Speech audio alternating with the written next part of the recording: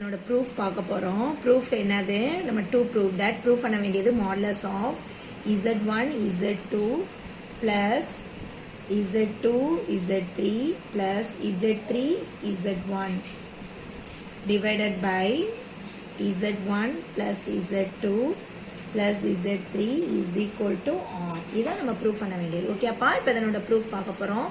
So நம்மளுக்கு கிவன்ல கொடுத்துட்டாங்க. என்ன கொடுத்துட்டாங்க? modulus of z1 plus z2 plus z3 not equal to 0 ன்னு சொல்லியிருக்காங்க. Then next என்ன கொடுத்துருக்காங்க? modulus of z1 is equal to r. So both sides are squaring பண்ணேன். z1 square is equal to r square. நம்மளுக்கு already தெரியும். since என்ன தெரியும்? modulus of z square is equal to z bar. அதே மாதிரி அப்ப z1 ஸ்கொயர்னா என்ன வந்திருக்கும்?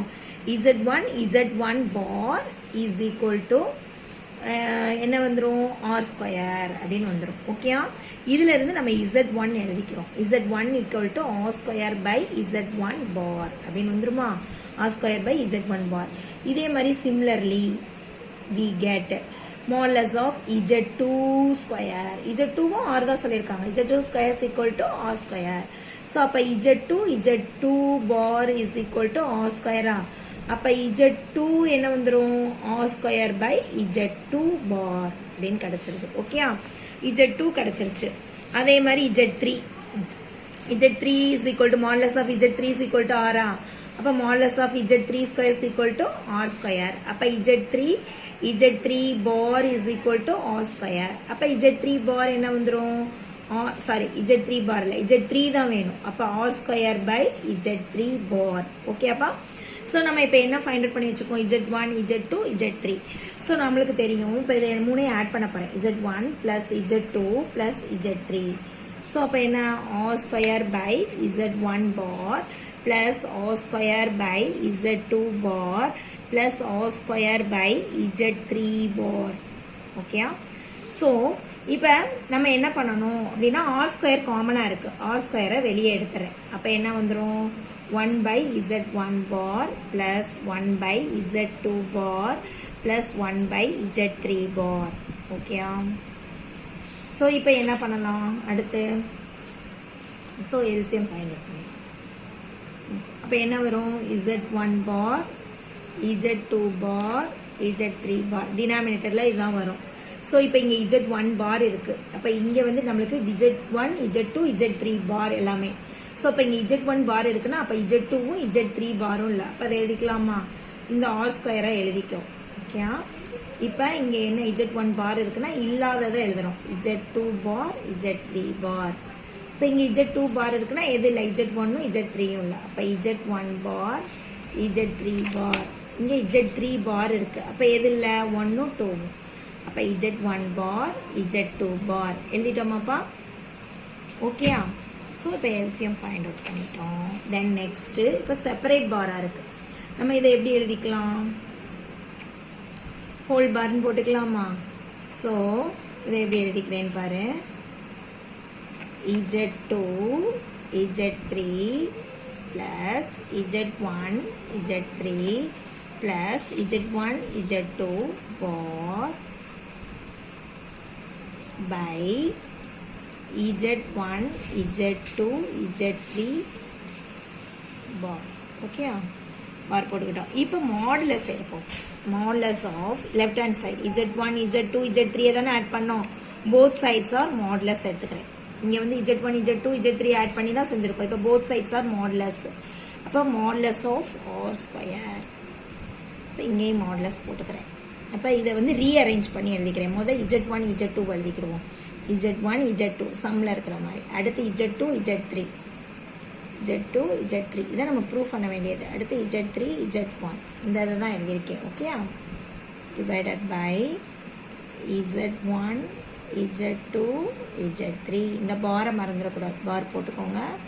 இதுலேயும் பார் போட்டுக்கிடணும். Okay, modulus both sides are modulus எடுத்துருக்கோம். ஓகே, இப்போ என்ன பண்ண போகிறோம் அப்படின்னா, இப்போ நம்மளுக்கு ஒரு ரிசல்ட் தெரியும். என்ன ரிசல்ட் தெரியும்? ஆல்ரெடி படிச்சிருக்கோம்.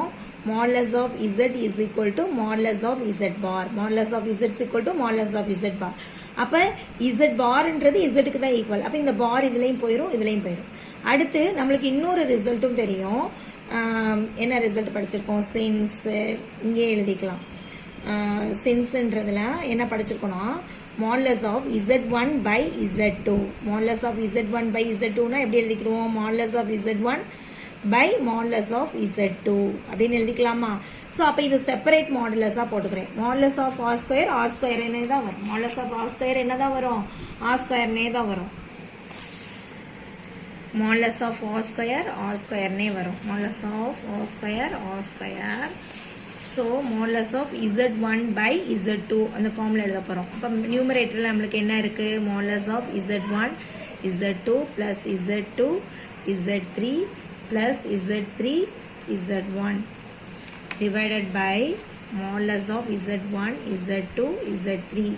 இந்த பாரும் போயிருது. ஏன்னா நம்ம ஒரு ரிசல்ட் பார்த்தோமா?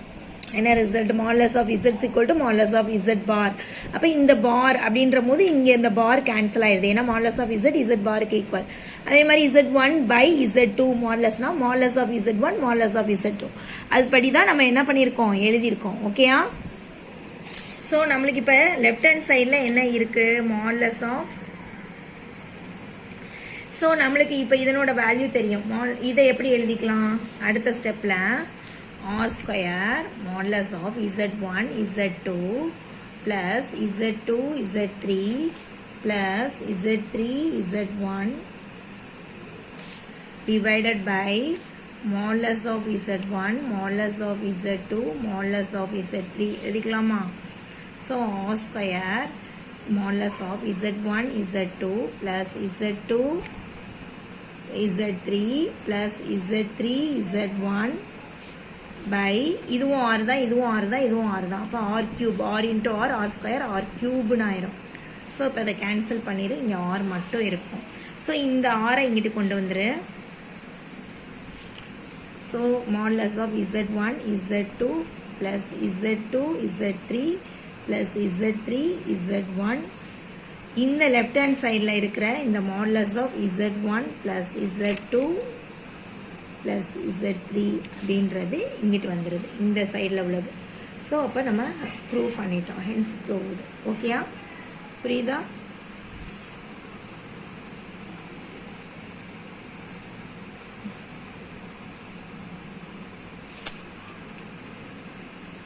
Thank you student. Hi friends, corona டைமில் வேலை இல்லாமல் சும்மா இருக்கீங்க.